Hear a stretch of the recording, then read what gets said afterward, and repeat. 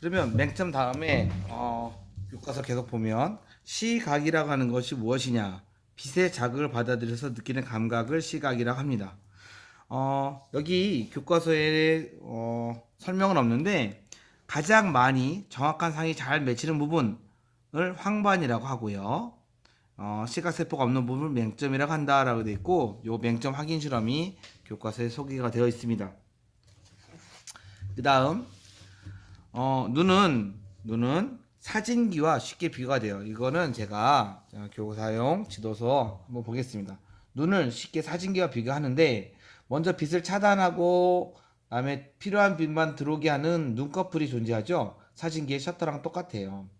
빛을 굴절시키는 작용은 눈에선 수정체인데 사진기에선 렌즈가 한다고 알려져 있고요.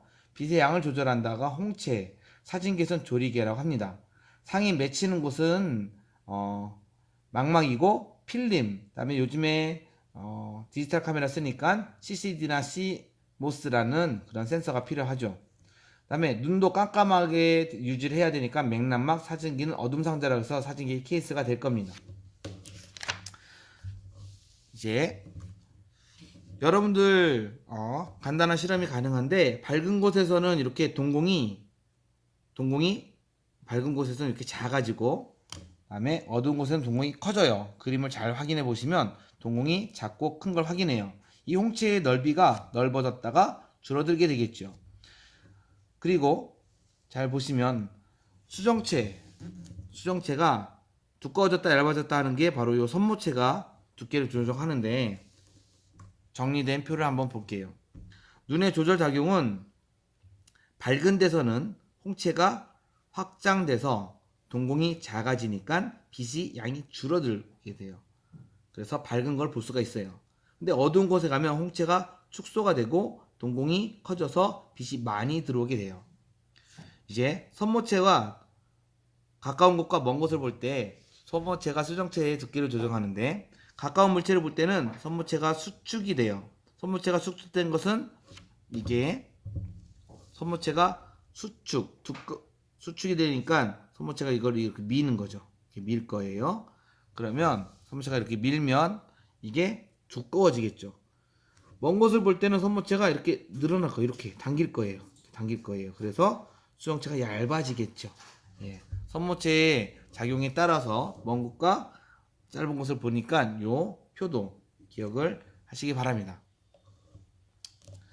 그러면 이제 거리에 따라서 손모체의 두께와 다음에 수정체의 두께가 손모체의 수축이하니 수정체의 두께에 연결되는 걸 봤으면 눈의 질환을 한번 알아볼게요.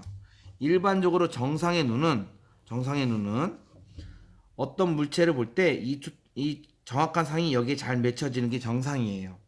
그런데 상이 맺혀질 때 상이 안쪽에 맺혀지는 경우를 우리는 근시라고 합니다.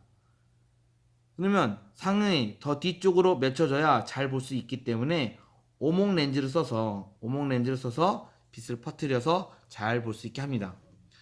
원시라는 것은 상이 여기에 맺혀지지 않고 뒤쪽에 맺혀지는 거예요. 그러니까 여기는 흐려지게 맺혀지니까 잘 안 보이죠. 그래서 상을 이쪽으로 당겨지는 볼록 렌즈를 하나 더 써서 상을 조절합니다.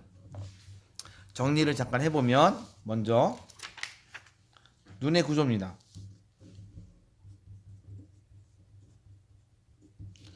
그림을 서로 간에 그려가면서 한번 보겠습니다. 눈은 겉부분에 각막이 존재하죠. 그리고 눈의 가장 중요한 부분인 수정체가 존재합니다. 렌즈 역할도 할 거고요. 이 수정체 바깥쪽에 빛의 양을 조절하는 홍채가 존재합니다. 그리고 홍채 때문에 생겨나는 이 공간을 동공이라고 하죠. 수정체 두께를 조절하는 근육이 존재하는데 이 근육을 손모체라고 합니다. 이 모든 건 눈의 외형인 공막에 의해서 둘러싸여져 있어요.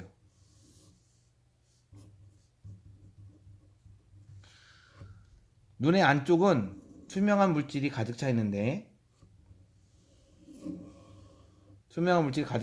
이 투명한 물질을 유리체라고 하고요. 눈의 안쪽에 요 막을 망막이라고 합니다.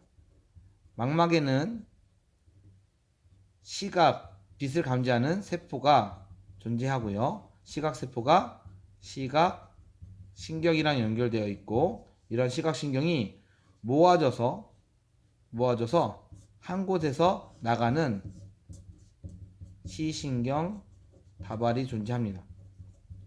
시신경이라고 하죠. 시각신경이 다 이렇게 모아져서 나갑니다.